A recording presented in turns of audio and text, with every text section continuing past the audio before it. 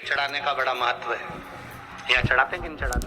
चढ़ाते हैं। शिवरात्रि के दिन बेर चढ़ाने का बड़ा महत्व है। और शिवरात्रि पर चढ़ा हुआ वो बेर उठा कर ले आइए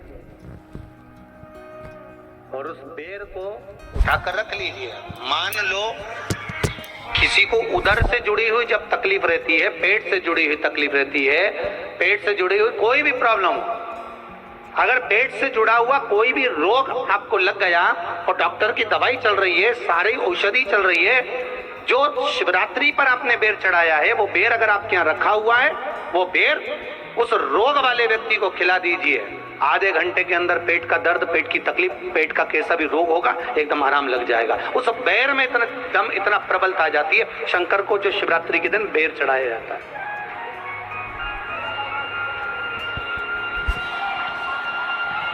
भगवान शिव पर समर्पित हुआ वो बेर का इतना महत्व महाराज। और जो देवता को उठाने के लिए बोर समर्पित करा जाता है, बेर भाजी आंवला उठो देव सांवरा, उसको शंकर जी का भाव है, क्योंकि शिव जी का दर्शन भगवान नारायण उठते से ही करना चाहते हैं। सबसे पहले नेत्र खुले और मेरा शिव का दर्शन हुआ। बेर का भाव ही शिव का दर्शन का भाव।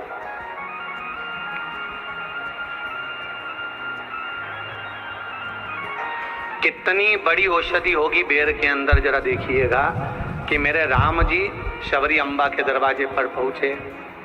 आप लोग भजन में लेते रहते हो, शबरी संवारे रास्ता आएंगे राम जी, मेरा भी धन्य जीवन बनाएंगे राम जी।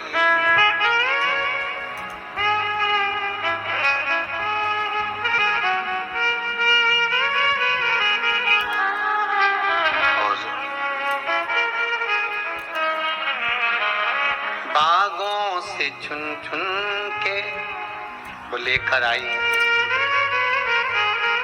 बेर की टोकरी। मेरा भी धन्य जीवन बनाएंगे राम। पीछे लक्ष्मण खड़ा है, राम जी ने लक्ष्मण को बेर दी है, ले लक्ष्मण ये बेर खा ले। लक्ष्मण जी ने बेर ली है। लक्ष्मण जी ने बेर को देखा तो वो शबरी अम्बा अपने मुंह से झूठा करके दे रही है। लक्ष्मण जी ने बेर लिया, पास में रख लिया, फिर लिया, फिर रख लिया।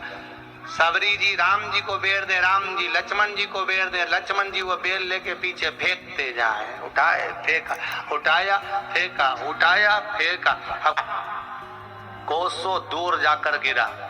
और वो बेर कब काम आया?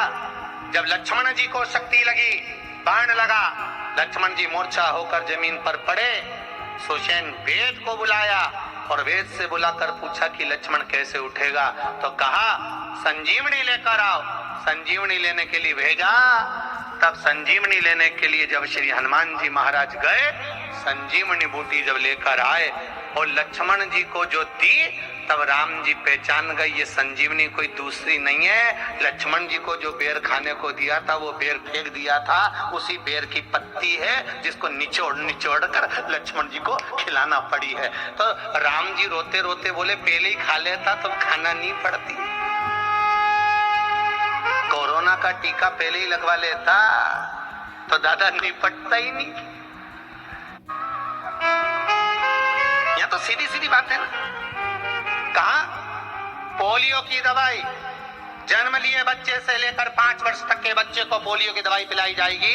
पोलियो की दवाई पियो तो हाथ पैर से विकलांग नहीं होगे। बोलो, बोलते कि नहीं बोलते? पियो विकलांग नहीं होगे।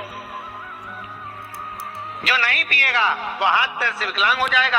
उसी तरह शिव महापुराण की कथा, जिसका जन्म नहीं हुआ, जो माता के गर्भ में है, उससे लेकर जो मर रहा है उस तक के व्यक्ति को सुनाई जाएगी। पोलियो की दवाई नहीं पियोगे, हाथ पैर से विकलांग हो जाओगे। शिव महापुराण नहीं सुनोगे तो काम, लोभ, विषय, आसक्ति से विकलांग हो जाओगे। इसलिए सुनो, ये सुनने का विषय है, इसको श्रवण करना है, हमारे जीवन में उतार।